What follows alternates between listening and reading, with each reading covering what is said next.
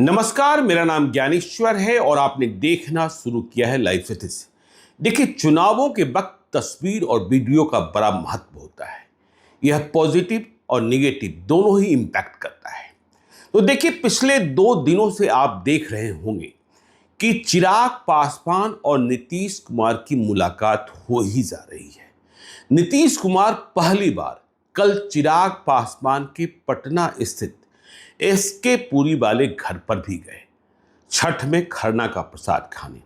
हमने कहा 2 दिनों से चिराग पासवान और नीतीश कुमार मिल जा रहे हैं और दोनों ही तस्वीरों में, वीडियो में आपने देखा होगा कि चिराग पासवान बहुत ही विनम्र भाव से नीतीश कुमार के पैर छू ले रहे हैं। वैसे यह भी सच है कि पहले जब रिश्तों में खटास थी, तब भी जब चिराग पासवान मिलते थे तो नीतीश कुमार का पैर छूते थे। लेकिन अब नीतीश कुमार भी आत्मीयता के साथ आशीर्वाद देते नजर आ रहे हैं तस्वीरों में और वीडियो में। अब इसका महत्व क्या है? देखिए, विधानसभा चुनाव 2020 और विधानसभा चुनाव 2025 दोनों में आप चिराग पासवान और नीतीश कुमार के संबंधों को पढ़ते रहे हैं, जानते रहे हैं।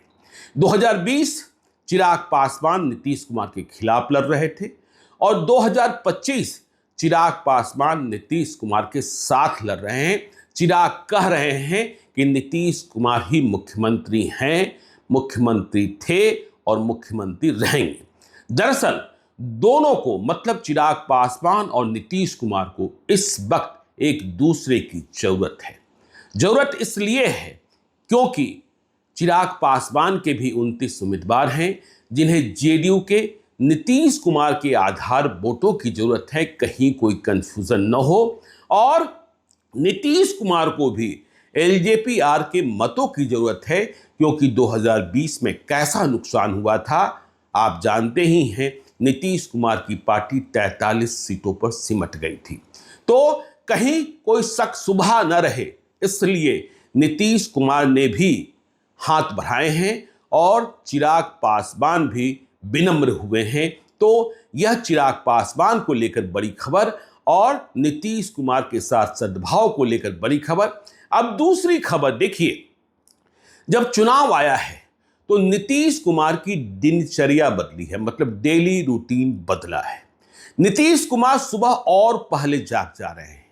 सुबह के करीब 4 बजे जाग जाते हैं नीतीश कुमार और 4:30 बजे वह एक अन्य मार्ग में लंबे लंबे कदमों के साथ मॉर्निंग वॉक करते हैं।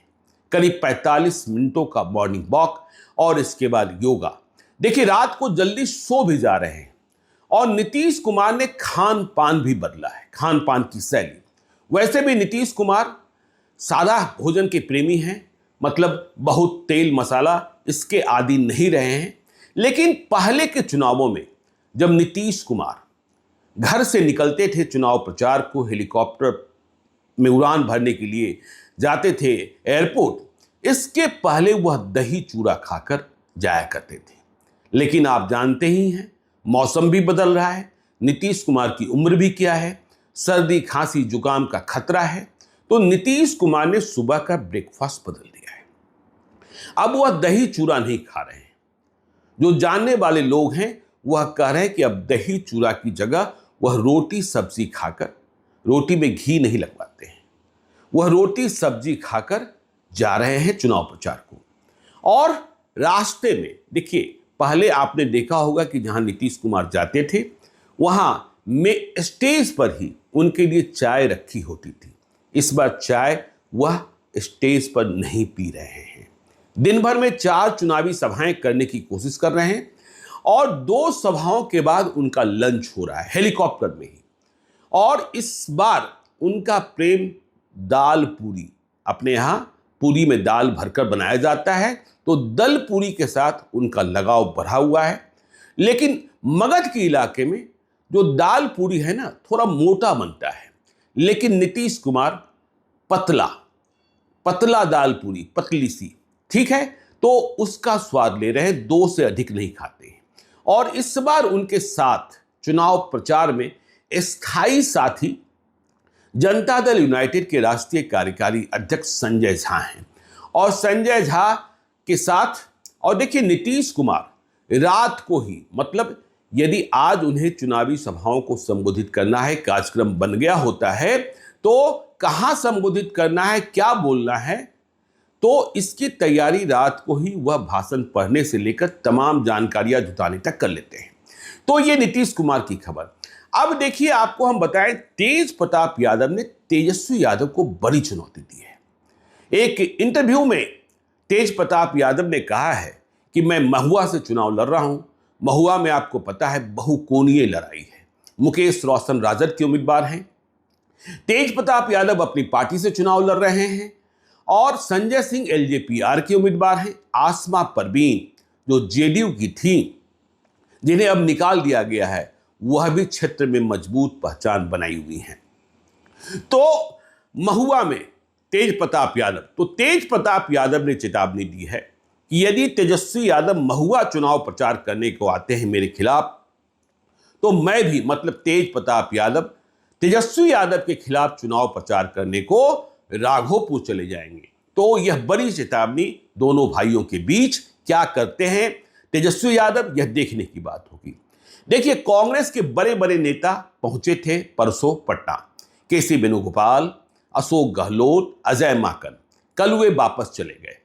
अब बहुत सारी खबरें चलती रही कि तेजस्वी यादव ने मुलाकात ही नहीं की, लेकिन जो कांग्रेस के नेता कहते हैं कि तेजस्वी यादव से मुलाकात का कार्यक्रम ही नहीं था। उन्हें यहां जो ऑब्जर्वर्स हैं जिन विधानसभा क्षेत्रों के, उनसे मुलाकात करनी थी। उन्होंने मुलाकात की, और राहुल गांधी प्रियंका गांधी के कार्यक्रम का समन्वय। तो देखिए, राहुल गांधी का कार्यक्रम भी करीब करीब बन गया है। 29 अक्टूबर को राहुल गांधी पहली बार बिहार आ सकते हैं, और साझा सभा होगी। मतलब यह कंफ्यूजन दूर हो गया है कि तेजस्वी और राहुल गांधी अलग अलग सभा करेंगे। जैसे प्रधानमंत्री नरेंद्र मोदी के साथ नीतीश कुमार दिख जाते हैं, अब संभव है कहीं ना भी दिखे। अब इसके मायने मतलब भी निकाले जा रहे हैं। तो राहुल गांधी और तेजस्वी यादव संयुक्त सभा कर बिहार में महागठबंधन की एकजुटता का परिचय देंगे। कल 28 अक्टूबर को, मतलब छठ के पारण के दिन, महागठबंधन मैनिफेस्टो जारी करने वाला है। अब उसे लेकर यह खबर आ रही है कि प्रियंका गांधी वाड्रा पटना आ सकती हैं और उस कार्यक्रम में शामिल हो सकती हैं। जब मैनिफेस्टो आएगा महागठबंधन का, तो देखना होगा कि तेजस्वी यादव ने जिन बातों का ऐलान किया है, उन बातों को क्या मैनिफेस्टो में शामिल किया गया है। जैसे 14 नवंबर को महागठबंधन की जीत, इसके बाद 20 दिनों में अधिनियम, और अगले 20 महीने में प्रत्येक परिवार से एक व्यक्ति को सरकारी नौकरी। देखिए, यह कैसे संभव होगा, इस पर तमाम जो विद्वान लोग हैं, अर्थशास्त्री हैं, समाजशास्त्री हैं, राजनीति के ज्ञाता हैं, वह संशय व्यक्त कर रहे हैं। लेकिन रोड मैप क्या है? तो देखिए, कांग्रेस और आरजेडी, अब तक वह विवाद नहीं सुलझा कि जहां कांग्रेस या आरजेडी दोनों एक दूसरे के खिलाफ लड़ रहे हैं, उन सीटों का क्या होगा। वैशाली में इंजीनियर संजीव सिंह ही महागठबंधन के असली प्रत्याशी माने जा रहे हैं। हालांकि वहां अजय कुशवाहा को आरजेडी ने खड़ा कर रखा है। ठीक इसी प्रकार से कहलगांव में देखिए, मुकाबले में आरजेडी के रजनीश यादव ही दिख रहे हैं, लेकिन वहां कांग्रेस ने परवीन सिंह कुशवाहा को खड़ा कर रखा है। मुकाबला सुल्तानगंज में भी हो गया है। मुकाबला और भी कई विधानसभा क्षेत्रों में हो रहा है। नरकटियागंज में हो रहा है, जहां दीपक यादव दो ब्राह्मणों की लड़ाई के बीच में फायदा उठाने को पहुंचे हुए हैं आरजेडी की ओर से। तो इसका फैसला भी हो जाना है कि कहां किसके साथ। तेजस्वी यादव और कांग्रेस दोनों को साहस का परिचय देना है कि हम अपने उम्मीदवार के खिलाफ, मतलब अपने उम्मीदवार, मतलब कांग्रेस आरजेडी के उम्मीदवार के खिलाफ यदि उन्होंने नामांकन दाखिल कर दिया है और नामांकन वापस अब नहीं लिया सकता है, तो हम महागठबंधन के असली उम्मीदवार का नाम बताएंगे और उनके लिए प्रचार करेंगे। देखिए, मदन मोहन झा भी आज से चुनावी यात्रा पर निकल रहे हैं। केसी वेणुगोपाल जब पहुंचे, कांग्रेस में कहा जाता है कि नंबर 3 है, राहुल गांधी, मल्लिकार्जुन खड़गे, इसके बाद केसी वेणुगोपाल। तो अखिलेश सिंह और कृष्णा अलाबरू में जो तनातनी थी, उस तनातनी को खत्म कराया है कृष्णा अलाबरू ने। तस्वीरों का महत्व होता है। आपने वो तस्वीर देखी होगी कि केसी वेणुगोपाल और अखिलेश सिंह एक दोनों का हाथ पकड़े हुए, और साथ में कृष्णा अलाबरू। तो ये तमाम जो चीजें हैं, अब देखिए महागठबंधन और एनडीए में दोनों ओर प्रशांत किशोर के उम्मीदवारों को लेकर मंथन चल रहा है, क्योंकि प्रशांत किशोर ऐसा नहीं है, प्रशांत किशोर की पार्टी चुनाव लड़ रही है और कई विधानसभा क्षेत्र ऐसे हैं, वास्तविक संख्या आपको बताने का प्रयास करेंगे कि प्रशांत किशोर की उम्मीदवार एनडीए और महागठबंधन दोनों को परेशान किए हुए हैं। कहां कहां परेशान किए हुए साफ साफ दिख रहा है। अब जैसे पटना में ही देखिए ना, कुम्हरार में केसी सिन्हा ने क्या कर रखा है। पटना के कुम्हरार के तमाम कायस्थ मतदाता बीजेपी की ओर से कायस्थ का टिकट काटकर संजय गुप्ता को टिकट दिए जाने के खिलाफ है और कायस्थ मतदाता अब तक केसी सिन्हा की सवारी कर रहे हैं। यह दूसरी बात है कि प्रधानमंत्री नरेंद्र मोदी का रोड शो होना है, इसके लिए कल तैयारी भी, मतलब पूर्वाभ्यास धर्मेंद्र प्रधान, ऋतुराज सिन्हा, नितिन नवीन तमाम नेताओं ने की। तो अब उनके आने के बाद कैसा माहौल बनता है, लेकिन परेशानी का सबब बने हुए हैं। तो एनडीए और महागठबंधन दोनों इस बात का आकलन कर रहा है किस क्षेत्र में कहां से प्रशांत किशोर के उम्मीदवार किस स्थिति में है। एक और मजेदार बात बता दें कि देखिए, चुनाव में यदि आप खर्चा बहुत जोड़ेंगे तो चुनाव में टिके रहना मुश्किल हो जाता है। बात हम बरबीघा की कर रहे हैं। बरबीघा में एक उम्मीदवार हैं, महत्वपूर्ण पार्टी के उम्मीदवार हैं। बरबीघा में त्रिकोणीय लड़ाई है और त्रिकोणीय लड़ाई में निर्दलीय से लड़ाई है।